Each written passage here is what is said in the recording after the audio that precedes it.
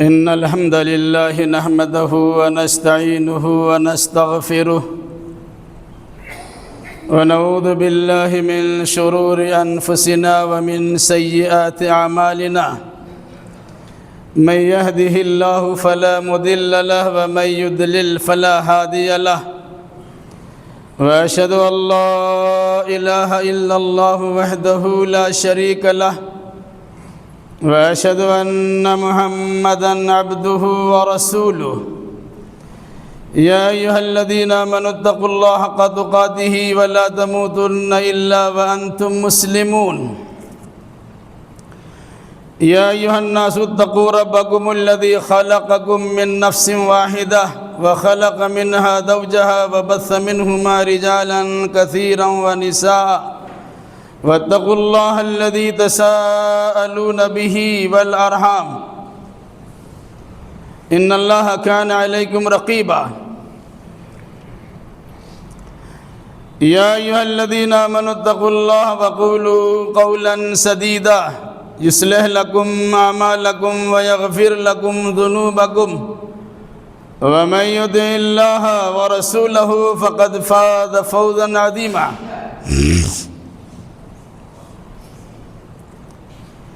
أما بعد فإن خير الحديث كتاب الله وخير الهدي هدي محمد صلى الله عليه وسلم وشر الأمور محدثاتها وكل محدثة بدعة وكل بدعة ضلالة وكل ضلالة في النار أعوذ بالله السميع العليم من الشيطان الرجيم بسم الله الرحمن الرحيم أحسب الناس أن يتركوا أن يقولوا آمنا وهم لا يفتنون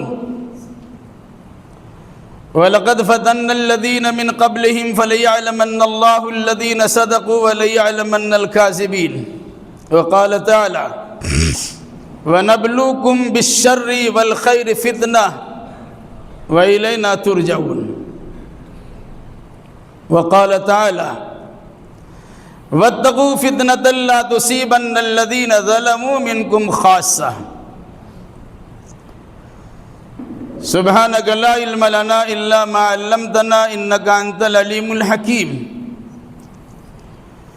رب اشرح لي صدري ويسر لي أمري واحلل عقدة من لساني يفقهوا قولي رب زدنی علما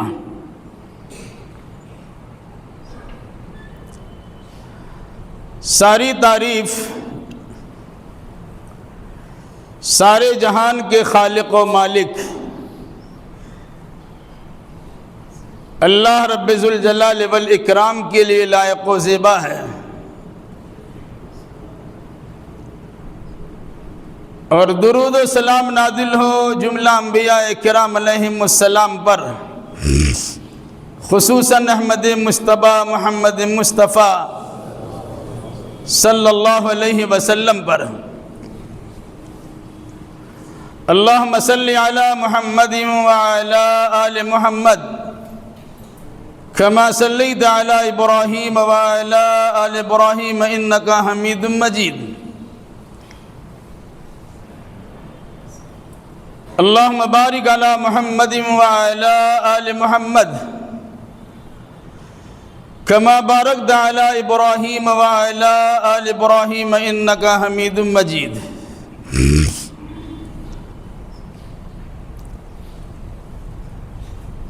بزرگوں، نوجوان ساتھیوں، پردہ نشی ماں اور بہنوں،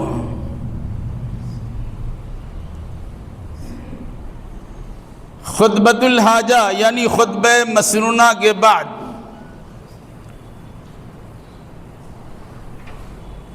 قرآن مقدس کی مختلف 3 جگہوں سے کئی آیات کریمہ کی تلاوت کی گئی ہے۔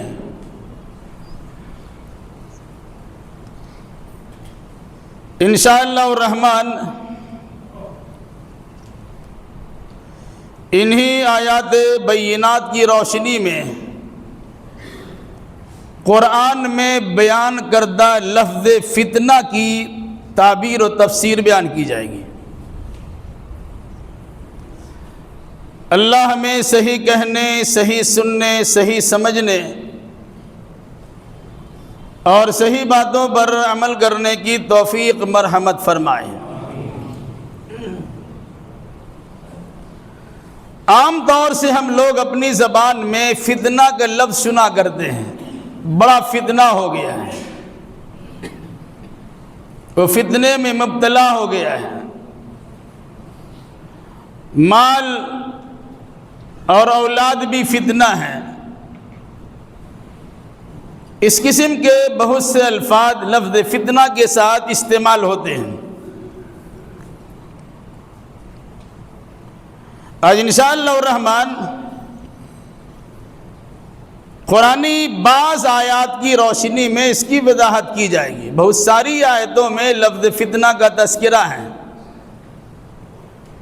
خطبہ کے محدود وقت میں ان تمام آیتوں کا احصاء اور احاطہ کرنا ممکن نہیں ہے، اس لیے بعض آیتوں کی روشنی میں لفظ فتنہ کی وضاحت کی جائے گی تاکہ اگر وہ خرابی ہمارے اندر پائی جائے تو اللہ کے واسطے ہم انہیں دور کر لیں۔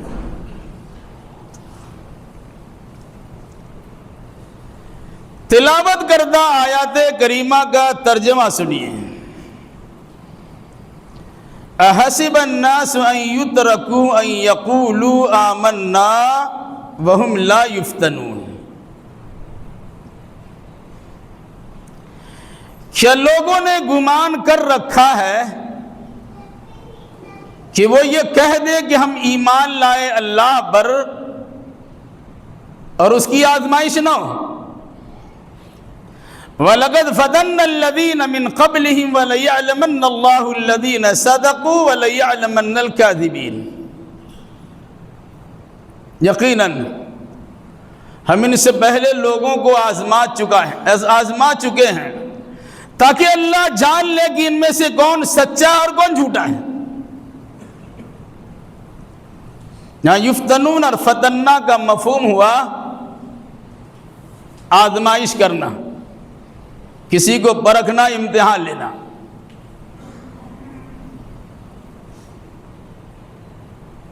وَنَبْلُوكُمْ بِالشَّرِّ وَالْخَيْرِ فِتْنَةً وَإِلَيْنَا تُرْجَعُونَ۔ ہم تمہیں آزمائیں گے خیر اور شر کے فتنوں میں مبتلا کر کے، اور لوگ ہمارے ہی پاس لوٹ کر آئیں گے۔ یہاں بھی فتنہ سے مراد آزمائش و امتحان ہی ہے۔ تیسری آیت پڑھی گئی تھی وَاتَّقُوا فِتْنَةً لَا تُصِيبَنَّ الَّذِينَ ظَلَمُوا مِنْكُمْ خَاصَّةً۔ اس فتنہ سے بچو کہ جب وہ نمودار ہوتا ہے تو صرف ظالم ہی اس فتنے میں مبتلا نہیں ہوتے، بطور خاص ظالم ہی اس فتنے میں مبتلا نہیں ہوتے، اچھے لوگ بھی اس میں شامل ہو جاتے ہیں۔ یہاں فتنہ سے مراد عذاب ہے۔ لفظ فتنہ جو قرآن مقدس میں بیان کیا گیا ہے، کبھی امتحان کے معنی میں ہے، کبھی عذاب کے بارے میں ہے، کبھی فتنہ اور فساد پھیلانے کے بارے میں ہے، اور کبھی کفر و شرک کو لفظ فتنہ سے تعبیر کیا گیا۔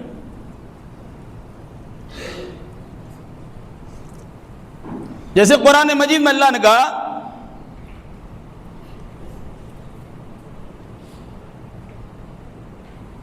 وَالْفِتْنَةُ أَكْبَرُ مِنَ الْقَتْلِ۔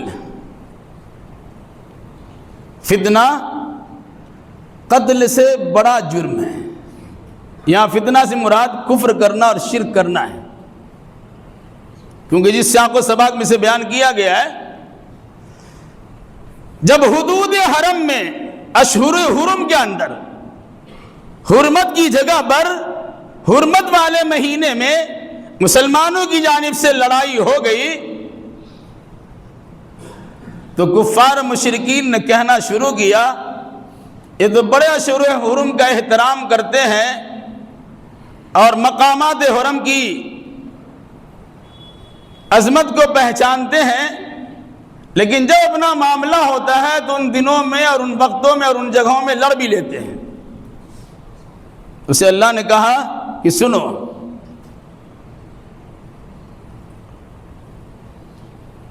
یہ گناہ کا کام ہے، لیکن اس سے بڑا گناہ یہ ہے کہ آدمی اللہ کے ساتھ کفر کرے۔ اس سے بڑا گناہ کا کام یہ ہے کہ آدمی مسجد حرام کے رہنے والے، ارد گرد کے رہنے والے کو وہاں سے نکال دیں، وغیرہ وغیرہ بیان کرتے ہوئے پھر کہا والفتنۃ اکبر من القتل، یہ جو قتل و قتال ہے اس سے کہیں بڑا جرم ہے فتنہ، مراد کفر کرنا اور اللہ کے ساتھ شریک کرنا۔ مشرکین مکہ کو سمجھایا گیا کہ تم چھوٹے چھوٹے گناہوں کو بڑا گناہ سمجھتے ہو، یا بڑے بڑے گناہ کو بہت بڑا گناہ سمجھتے ہو، جبکہ سب سے بڑا گناہ کا مرتکب تو تم ہو اور اسے گناہ سمجھتے ہی نہیں ہو۔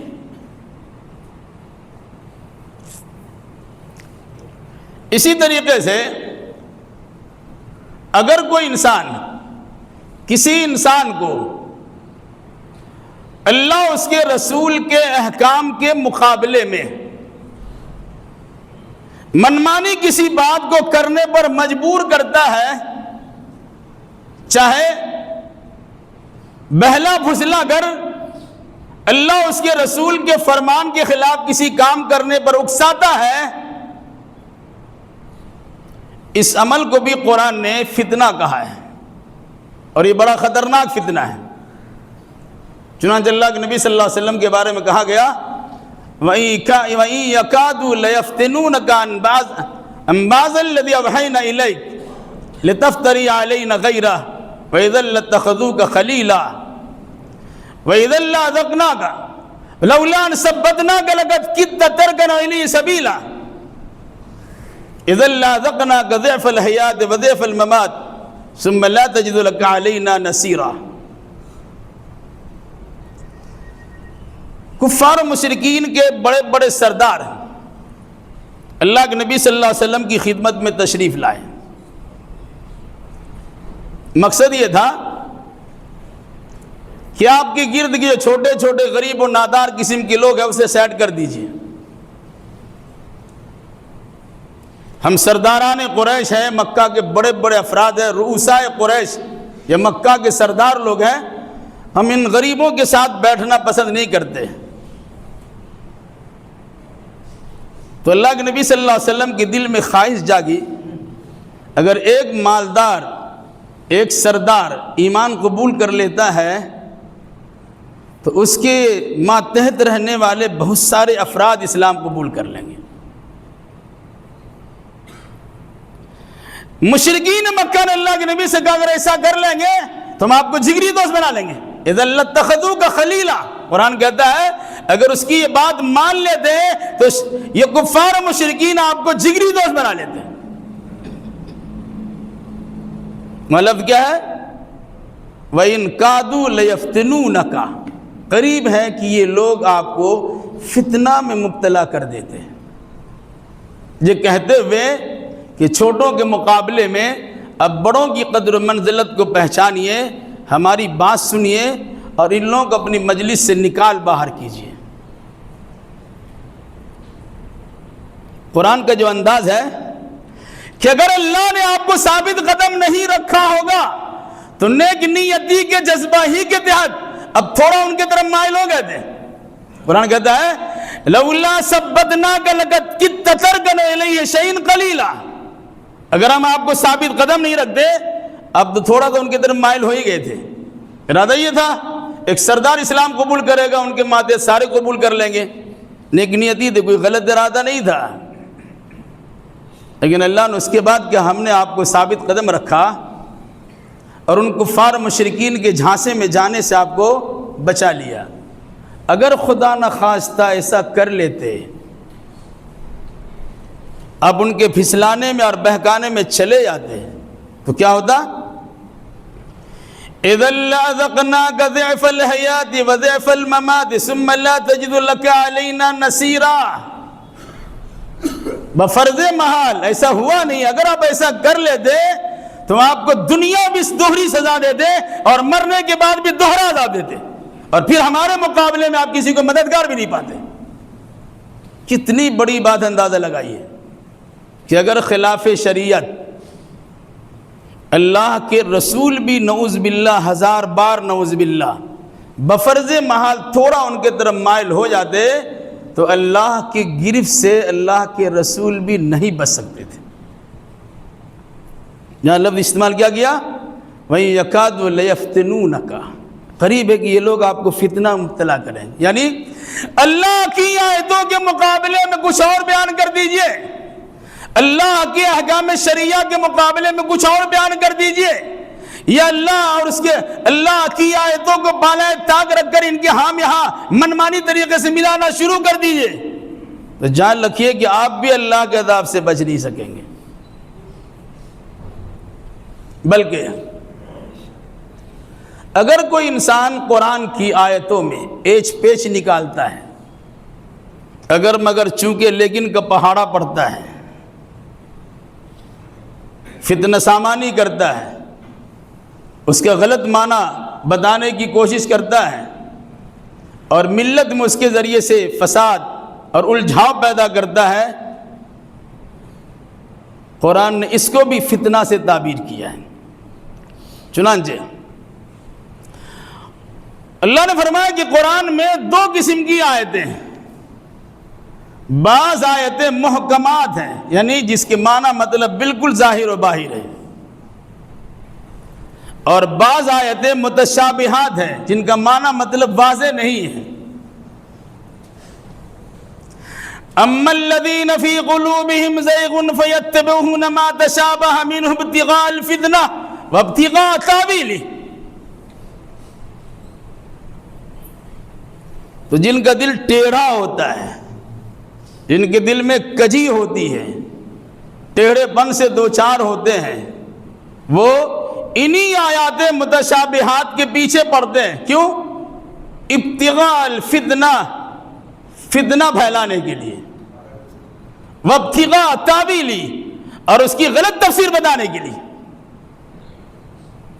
بھائی جو قرآن کی واضح آیتیں اس کے معنی مطلب بیان کیجئے، جو قرآن کی آیتیں واضح نہیں اس کے معنی مطلب واضح نہیں ہے، اس کی الجھن میں مت پڑیے.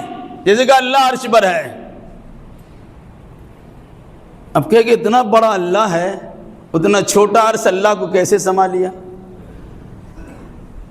اگر اللہ عرش پر بیٹھا ہے تو ابھی کیا کر رہا ہے؟ اس قسم کے شیطانی سوالات ہیں.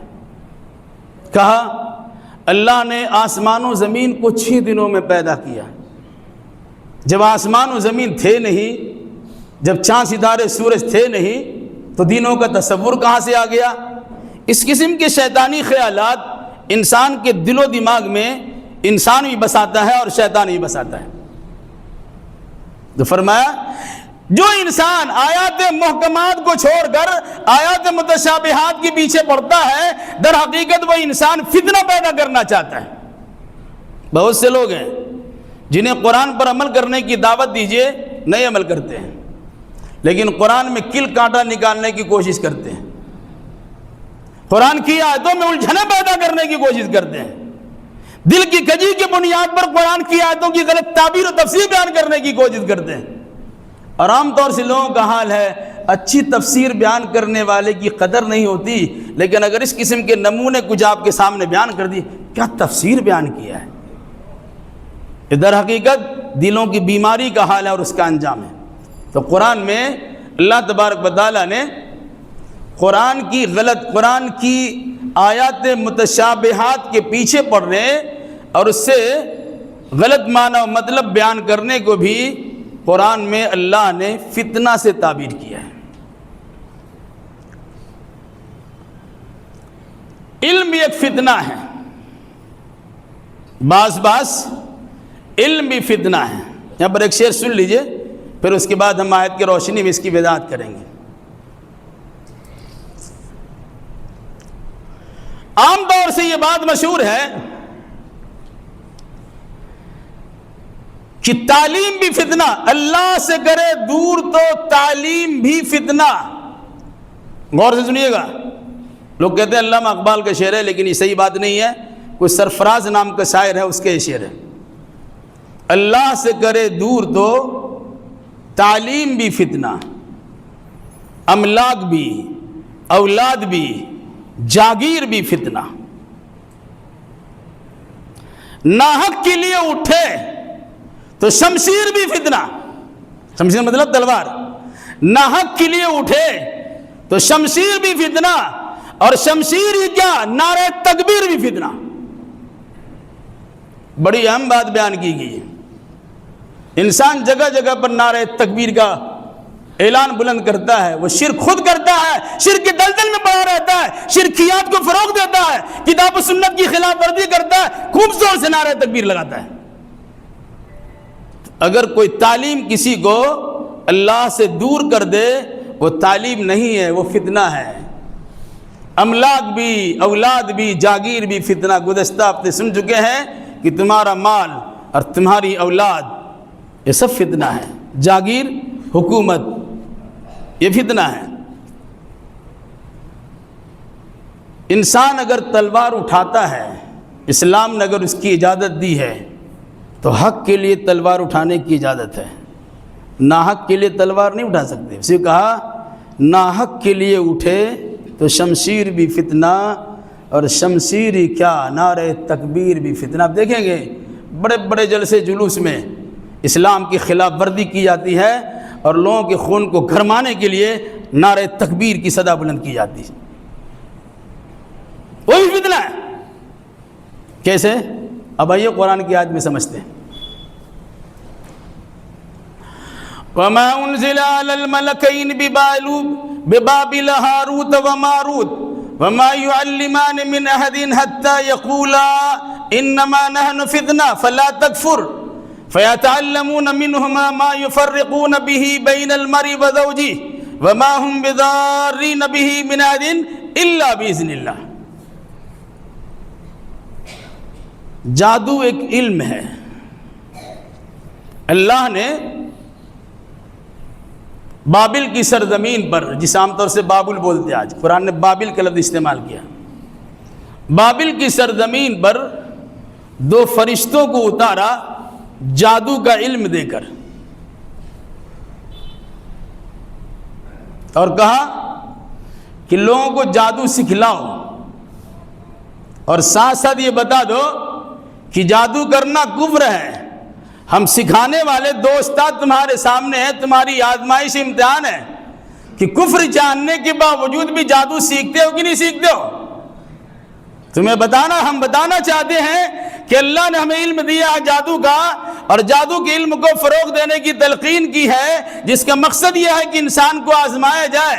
ہم تمہیں خبردار کرتے ہیں کہ جادو کا علم سیکھنا کفر ہے، کافر ہو جانا ہے۔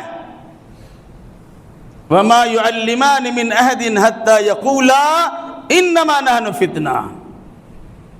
یہ دونوں فرشتے جس کو بھی یہ علم سکھاتے تو کہتے کہ سنو ہم تمہارے لیے آزمائش کا ذریعہ ہے، فلا تکفر، کفر مت کرنا۔ پھر بھی کیا ہوا؟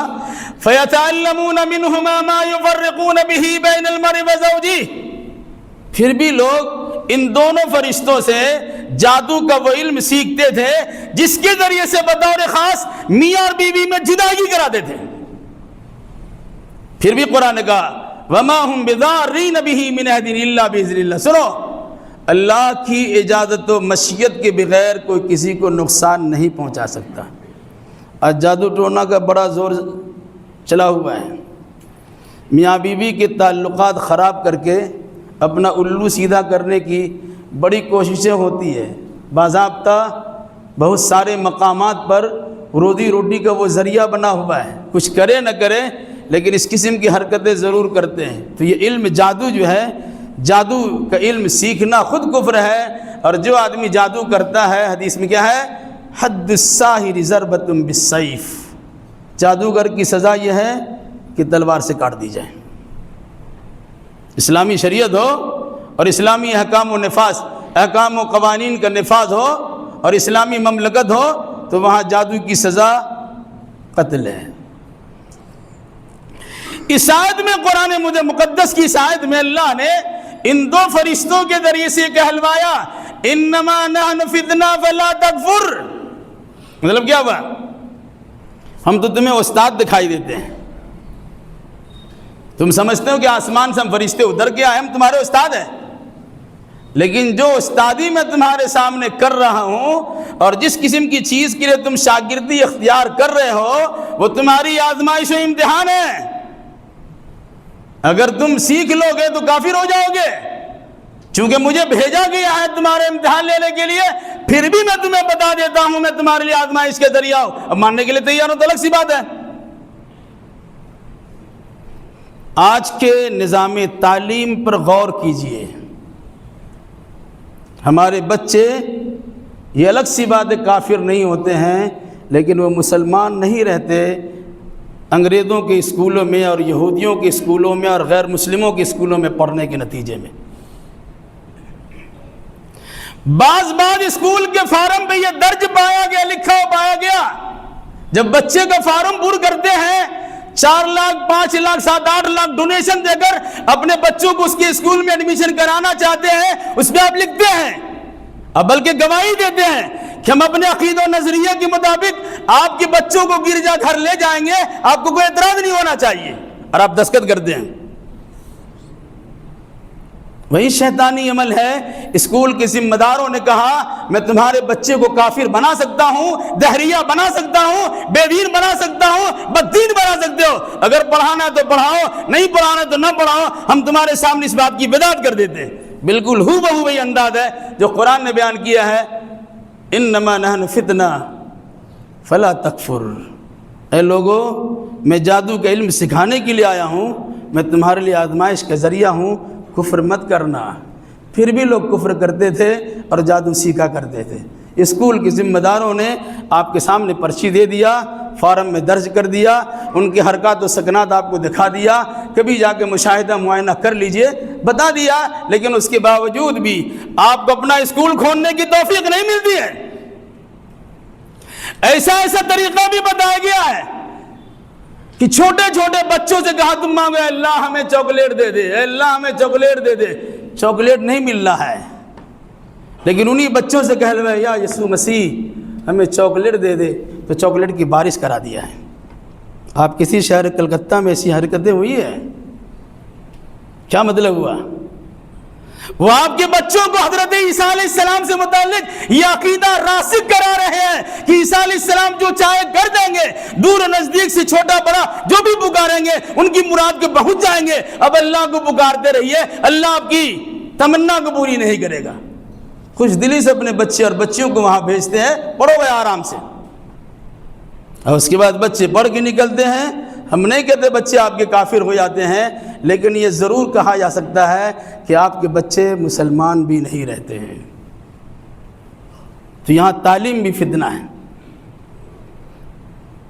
دو فرشتوں نے اس کو اس طرح بیان کر سکتے ہیں، فرشتہ نما شکل بنا کر پیر و بزرگ کی شکل میں آپ کو گمراہ کرنے کے لیے آپ کے ارد گرد لوگ گھومتے ہیں.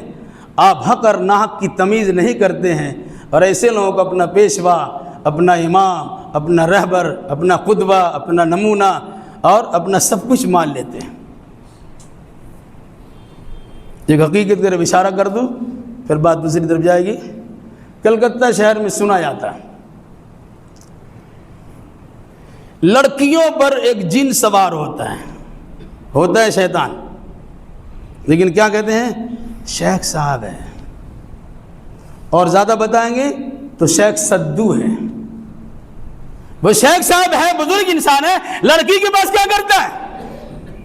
وہ لڑکی جب تک اسے جمعرات کے شام میں برفی کا نیاز نہیں دلاتی تب تک وہ پریشانی کرتا رہتا ہے، اور جب پریشانی کی انتہا ہو جاتی تو وہ شیخ سدو آپ سے بکرا ذبح کرنے کا مطالبہ کرتا ہے کہ بکرا ذبح کرو تو خوش ہوں گے تب ہم جائیں گے. غیر اللہ کے نام پہ ذبح کیجئے، کافر ہو جائیے اور جائیے، اس کے بعد اپنے بت اور اپنے جن کو چھوڑوا لیجئے. تو وہاں کیا ہے؟ شیخ صاحب کا نام آتا ہے، انسان ڈر جاتا ہے، ارے شیخ صاحب تو ہمارا سب بگاڑ دیں گے. کیوں؟ وہ شیخ نہیں ہوتا ہے، وہ شیطان ہوتا ہے. لیکن اپنا لبادہ اس طرح اوڑھ کے آتا ہے، اپنا چولا اس طرح بنا کے آتا ہے کہ آپ اسے سمجھتے ہیں کہ بڑا بزرگ انسان ہے۔ اپنی بیٹیاں پیش کر دیا، وہ ہمارے گھر میں رہتے نقصان تھوڑے پہنچاتے ہیں، وہ ہمارے گھر میں تو فائدہ ہی ہے۔ اب کسی کے تکیہ کے نیچے سے 500 روپے کا نوٹ روزانہ نکلنا شروع ہو گیا، ہم نے دیکھا ہے بعد آپ کہاں کہ ہمارے تکیہ کے نیچے روزانہ 500 کا نوٹ دکھائی دیتا ملتا ہے، اور حقیقت میں نوٹ رہتا ہے۔ کیوں دیتا ہے بھائی؟ کیوں لا کے دیتا ہے؟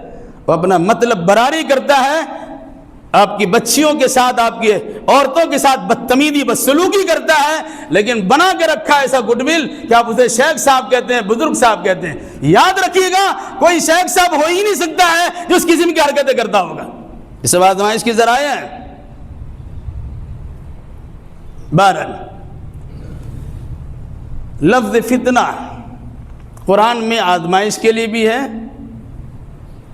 عذاب کے لیے بھی ہے، منافقت کے لیے بھی ہے، شرک و کفر کے لیے۔ ایک آیت سنیے، بات ختم، پھر انشاءاللہ آئندہ اس کی تفصیل۔ وَاتَّقُوا فِتْنَةً لَا تُصِيبَنَّ الَّذِينَ ظَلَمُوا مِنْكُمْ خَاصَّةً۔ اس فتنہ سے ڈرو۔ جب فتنہ کا نزول ہوتا ہے تو خاص طور سے جو تم میں ظالم ہوتے ہیں وہی اس فتنے سے دوچار نہیں ہوتے، بلکہ عام اچھے لوگ بھی اس فتنے کے اندر مبتلا ہو جاتے ہیں۔ یہاں فتنہ سے مراد عذاب ہے۔ مفسرین نے لکھا ہے، اگر کہیں معاشرہ اور سماج خراب ہو، ایسے فساد سے دوچار ہو، عقیدے کی خرابی سے ایسے دوچار ہو، یا ایسے برائی کے ماحول میں ہو کہ جس برائی پر اللہ کا عذاب نازل ہو سکتا ہے، دانش مندی اور عقل مندی کا تقاضا یہ ہے کہ اس سماج سے اب نکل جائیے، تبھی اللہ کے عذاب سے بچ سکتے ہیں۔ بس اللہ کا قانون ہے۔ کیا قانون ہے؟ قرآن نے بیان کیا ہے، جب بھی کسی نبی کے زمانے میں کسی امتی پر اللہ کا عذاب نازل ہوا ہے تو اس عذاب نازل ہونے والی جگہ سے اللہ نے اپنے ایمان والوں بندوں کو اور اپنے نبیوں کو نکال لیا، الگ کر لیا ہے۔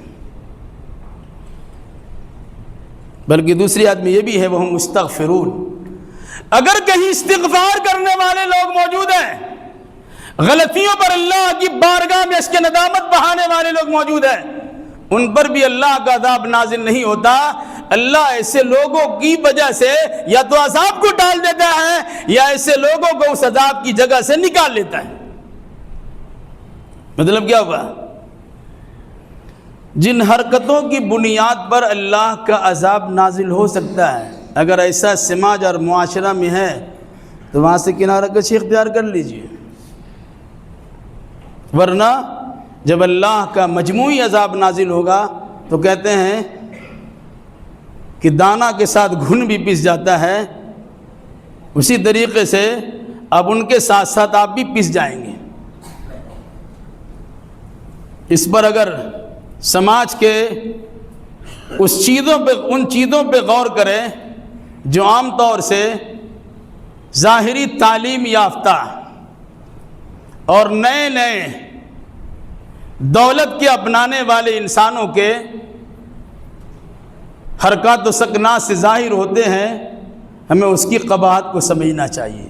آج تھوڑا اللہ نے مال دے دیا، تھوڑی تعلیم دے دی، یہ مسلم محلہ تو بڑا کچرا محلہ ہے، چلو کسی اچھی جگہ پر مکان خریدتے ہیں جہاں نہ مسجد کا عطا پتہ ہے، نہ عبادت گاہ کا عطا پتہ ہے، نہ آواز اذان کی آنے کی کوئی صورتحال ہے، ایسی جگہ پر بطور خاص آپ جاتے ہیں، لے کے گیا آپ کو شیطان، پہنچا دیا جہاں آزادی آپ کو مل گئی، کوئی ٹوکنے والا نہیں، کوئی روکنے والا نہیں۔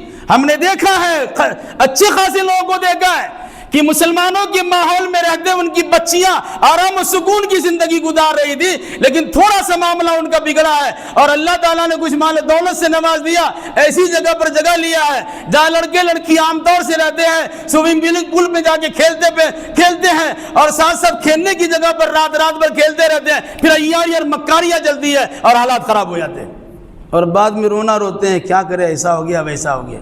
کیوں؟ جان بوجھ کے تم آ گئے نا۔ اب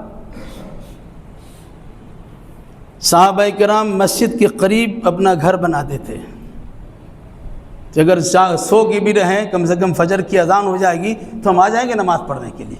بہرحال بتانا مقصد یہ ہے کہ جس ماحول پر یا جس سماج پر اللہ کا عذاب نازل ہونے والا ہو، اگر وہاں سے آپ نہیں نکلتے ہیں اور دادا گیری کرنے کی کوشش کرتے ہیں، اپنے آپ کو بڑا سمجھتے ہیں کہ بڑا متقی و پرہیزگار اپنے آپ کو بچا لیں گے، تو یاد رکھیے گا بچیں گے تو نہیں، آپ بھی ان کے عذاب کی لپیٹ اور چپیٹ میں چلے آئیں گے۔ اسی کا تذکرہ قرآن نے کیا ہے، وَاتَّقُوا فِتْنَةً لَا تُصِيبَنَّ الَّذِينَ ظَلَمُوا مِنكُمْ خَاصَّةً، اللہ کو اس عذاب سے ڈر جاؤ جو عذاب جب نازل ہوگا تو صرف ظالموں کو خاص طور سے نہیں پہنچے گا، تمہیں بھی عذاب کی چپیٹ میں چلانا ہوگا۔